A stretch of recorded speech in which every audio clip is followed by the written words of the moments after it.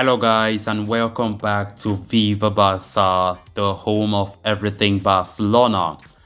In this episode, we are going to be discussing some interesting stories relating to transfers. Let's begin with this Real Madrid midfielder Isco, who have been linked with Barca for some time now, even though I've not really been talking about that, but it seemed as though things were getting serious because a recent report have just emerged claiming that Real Madrid have sent a direct warning to Barcelona over any potential transfer for Isco, and of course they're indirectly saying that Barca break the deal and we will hit hard. We are going to be discussing much more on that as we move ahead. Then secondly, we are going to be talking about former La Masia goalkeeper Andre Onana, of course a goalkeeper that was strongly linked with FC Barcelona before his eventual transfer to Italian outfit Inter Milan. Recently, Onana have been talking about the links he had, in the past with Barca, and he tried to explain why he left Barcelona previously by saying that, they bought Bravo and Ter Stegen, who was 22. We're going to be discussing much about what he said as we move ahead. So guys, as we get ready to discuss those stories, please make sure to subscribe to this channel if you're a Barcelona lover. If you haven't subscribed, give this video a like and make sure to watch this video right up to the very end. Barça, Barça, Barça. Real Madrid and Barcelona have not exchanged players since 2007. After Javier Saviola moved from Barca to Real, there has been no movement between the teams, and both have established a sort of gentleman's pact, to not disrupt the other. However, Real Madrid president Florentino Perez took advantage of the recently concluded El Clasico to approach Joan Laporta, reminding the Barcelona president to forget about signing Isco Alcaron, or there will be consequences.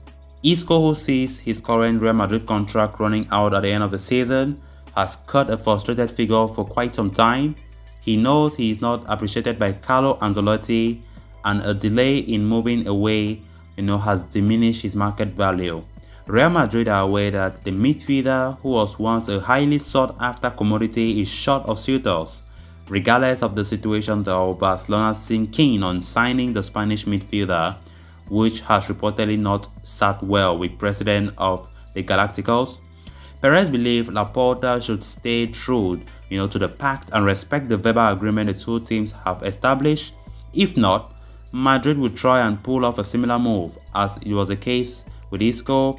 Barcelona's Ousmane Dembele will fulfill his Barcelona contract at the end of the season. The only difference between Isco and Dembele is that the latter is still a vital part of his manager's blueprint.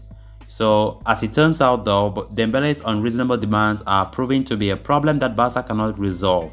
Although he is reported to be moving either to the Premier League or Bundesliga, a lot supposedly depends on how Barcelona approach the whole Isco situation. According to El Chiringuito, Isco already has an agreement in place with Barca. These reports are via El Nacional, who believe Perez has contacted Dembele's agent too, sending Laporta an ultimatum that if Isco ends at the Camp Nou, their asset will be lured to Madrid as well. Then moving on to the next story of discussion.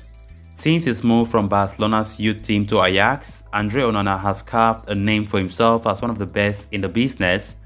Speaking to the Players Tribune during the AFCON, the Cameroon international spoke about his beginnings, early days and time at Barcelona.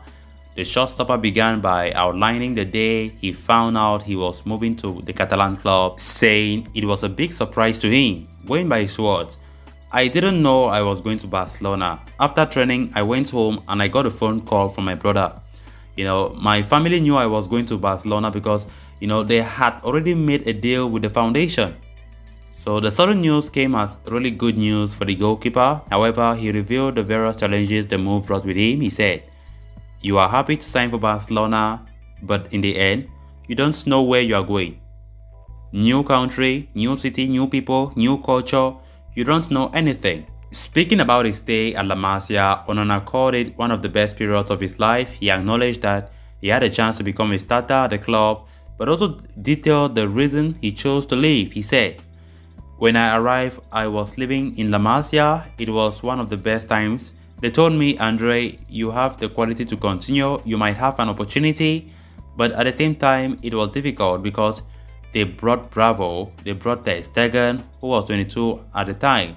Finally, Onana commented on his decision to join Ajax from Barcelona in such an early stage of his career, saying it was the best place he could have gone to. He said, "It was impossible to continue for me, and that's why I decided to look for something new, somewhere else, and I think Ajax was the best place for me to come. The club gives a lot of opportunities to young players." Onana was on the headlines to replace Marc-Andre Ter Stegen at Barcelona several times, but the deal did not materialize.